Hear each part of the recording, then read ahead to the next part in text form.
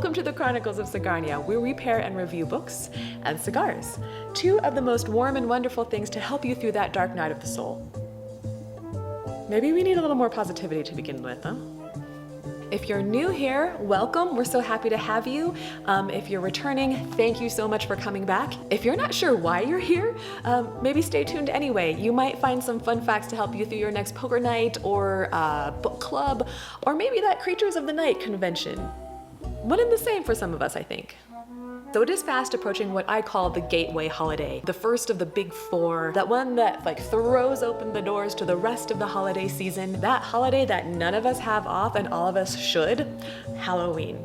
And because of that, I have chosen three really different books, all having to do with one of my favorite monsters, the vampire. Yes, we have vampires, people, but we also have this beautiful, almost black cigar that is very appropriately named La Nox, which of course, means the night, right? Just double checking. I mean, check this out. I mean, how perfect is this for a vampire Halloween episode, right? This gorgeous black color, just a little bit of red in there. It is a little bit oily, very veiny, a little rustic, I would say almost. And I mean, you gotta love this label.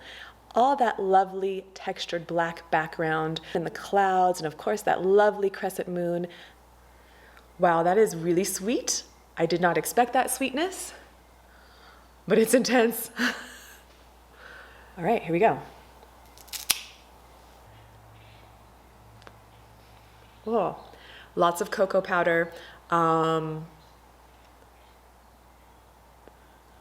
Yeah, and espresso for sure. Two wonderful things that I love to consume. So let's see what happens when we add some combustion.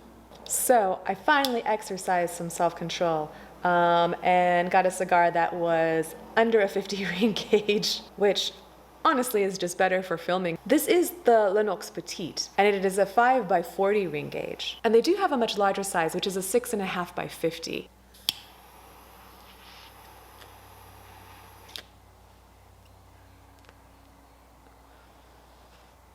Whoa. Pepper, pepper, pepper, pepper, pepper, pepper. And leather. More leather than a rodeo, I would say. It is pretty intense, as expected from the look of the thing, but let's see how it develops. So let's get started with our first book. If you like Bram Stoker's original Dracula, then you're gonna love this book. It's called The Historian, and it's by Elizabeth Kostova. It's told in a very similar Victorian Gothic style, meaning it's full of letters and stories told to the narrator and documents. All of these things function to validate a pretty extraordinary story, which is the hunting of Dracula. And it is very much like Bram Stoker's Dracula in that it moves through continents and time as well. So the narrator is an older woman looking back on her teenage self and experiences.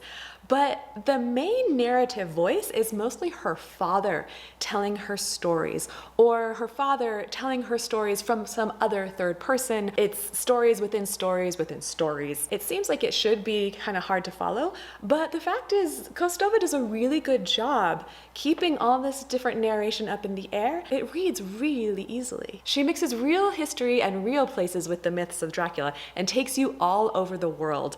This book is going to make you want to travel. It's mysterious and creepy and atmospheric. There's lots of fun old libraries and ancient castles and monasteries and of course crypts, all of the best places, obviously. Throw in a few donut shops and it would have been the perfect novel, but maybe next time. But overall, actually, this is kind of a love letter to history and historians, and of course to books, so you can see why I love it. Dracula himself actually turns out to be a bit of a bibliophile. There's a really cute scene where he's walking past a table full of books and he kind of pats one affectionately as he goes by. It turns out to be Bram Stoker's Dracula. So as I was saying, it does feel like a tribute or an homage, if you will, to the original Bram Stoker. So if you liked that, do give it a try. It reads really fast for being so long, and I think you'll enjoy it.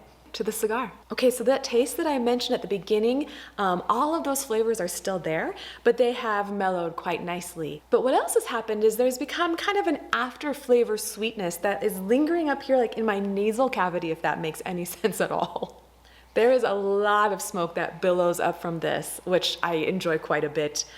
The room notes, as we call them in my household, of that smoke is like a very sweet, slightly scorched piece of delicious toast.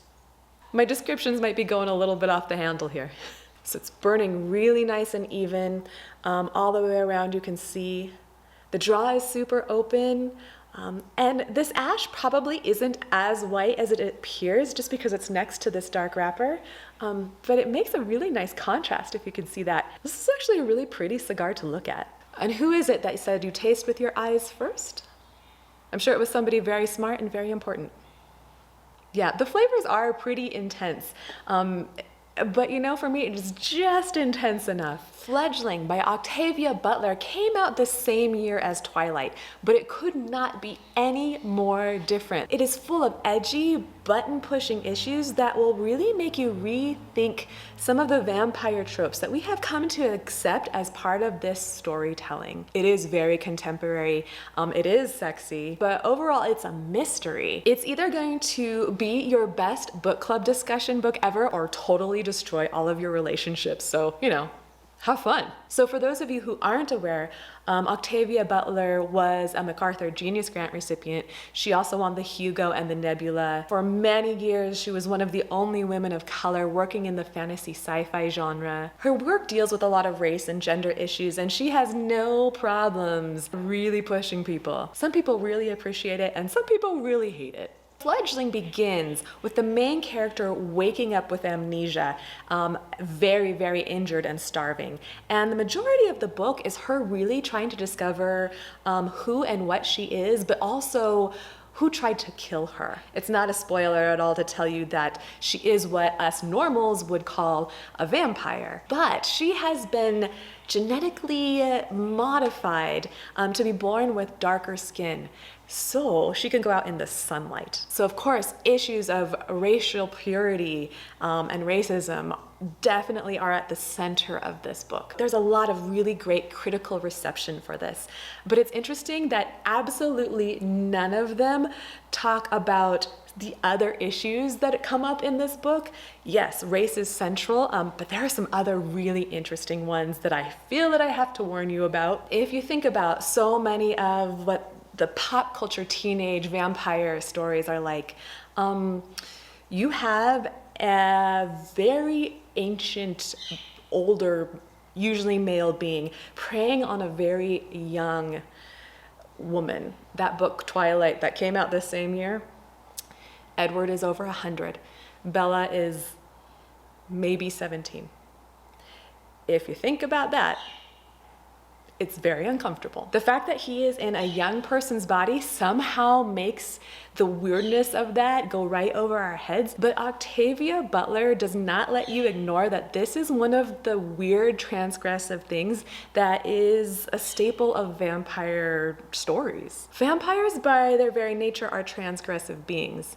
They are monstrous, and pedophilia, yes, that's what we're talking about here, is a monstrous thing, and it should be. MacArthur Genius Grant recipient that she is, she just rips away any comfort we had with that and leaves us with these two bloody, wounded puncture marks to be uncomfortable with. And it doesn't stop there. Oh no. In our current society, happily consent is becoming a necessary thing between people. Vampires don't wait for you to give consent. And in this story, the vampire's venom will make the victim want the vampire against their will more. Usually they are not asked politely if they would like to have this kind of experience. Octavia Butler does not shy away from these issues. So as you can see, this book is really provocative on many levels, as well as being a rip-roaring good read. It will push your buttons on purpose and make you think. Back to the cigar. So that leather has really mellowed out and become much more, I don't know, ethereal?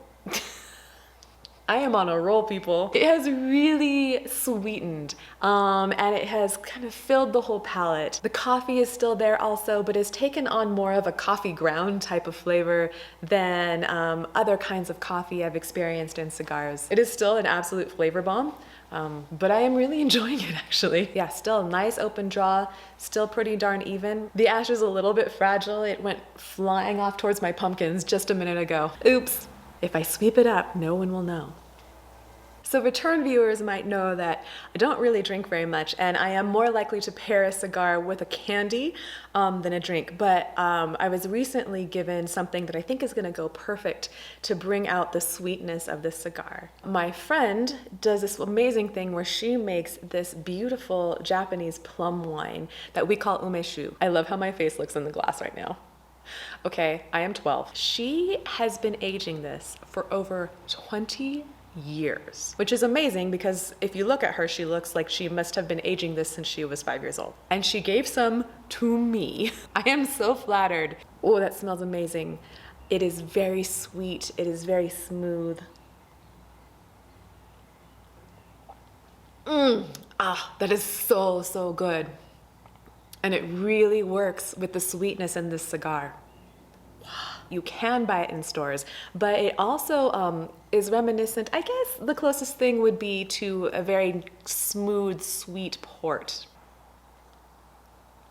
And it really goes well with the cigar. Not only does it bring out the sweetness, but it also brings out a little more of some spices that are in this. Like it tastes a little bit more cinnamony. 20 years old, into my belly.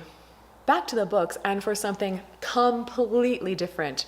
For those of you who would much prefer a cute romance and who enjoy graphic novels, I have this for you. It is called Fangs, and it is by the very talented Sarah Andersen. It is a gorgeous red hardback. It's got this lovely black edging to it. It's just nice to have around your house just to look at the cover, to be honest. And then you open it up and it's even better. It is a love story between a vampire and a werewolf. When I first heard that, I kind of was like, oh, don't be like me. It is absolutely delightful. And I'm gonna try to show you a few examples here. Here's our werewolf insulting a chihuahua being carried in a woman's handbag. As you can see with the picture of her in the mirror, she does play off the vampire werewolf tropes in a very cute, funny way. Are they not just the cutest couple? Oh, how cute is this, right? Just another cute moment where he goes to kiss her and she's like, bleh, and he's like, oh, sorry, I ate garlic. So you can devour this all in one big meal, but it is very snackable too. You can pick it up anywhere and get a cute little story inside all the stories. So highly recommend it for this time of year. Okay, so we are down to the final third of the cigar. The leather is still there, it is still sweet, but that coffee ground flavor is definitely coming to the forefront. But I'm still enjoying it quite a bit, despite it being quite strong at this point, and quite intense. A lot of you will burn through this a lot more quickly than I have. It takes me about an hour and a half, but average time tasting panel was more about 40 minutes. As far as the fourth third, and by that I mean how the cigar stays with you. When I initially smoked this for the tasting panel, I noticed that despite the strong flavors of this, the aroma that it leaves on you is not all that strong. However, it lingers. After I was done smoking the cigar initially, I went inside. I sadly watched my baseball team lose in the playoffs. I had dinner, I took a shower, and even after all of that, I would occasionally be like, oh, it's still with me. So just be aware, it doesn't want to let you go. Kind of like a vampire. Actually, now that I think about it. So to sum up, good flavors, good burn, plus it just looks beautiful. And it's got this fun name that I just love to say. La Nox. I am smoking the night. Oh boy. So I hope this episode had a good variety for everybody, and I hope it's a good spooky start to your holiday season. So before I go, I want to say a special hello to BJ and Sandy. Hello. Are we related? My mother's cousin's husband's parents. Family! Of course, BJ and Sandy, you know this already, but your son is a wonderful guy. And thank you very much for watching. And to everyone else who's watching, thank you for staying and for being here. I really appreciate your kind comments and support. If you know anyone who you think might enjoy some of this, please pass me on. Please like or subscribe if you're so inclined. And do come back. I will have many more books and cigars for you soon. In the meantime, thank you so much again. I hope you're smoking some good cigars. I hope you're reading some fun books. I hope you have a very good start to the holiday season. And I hope I'll see you again soon.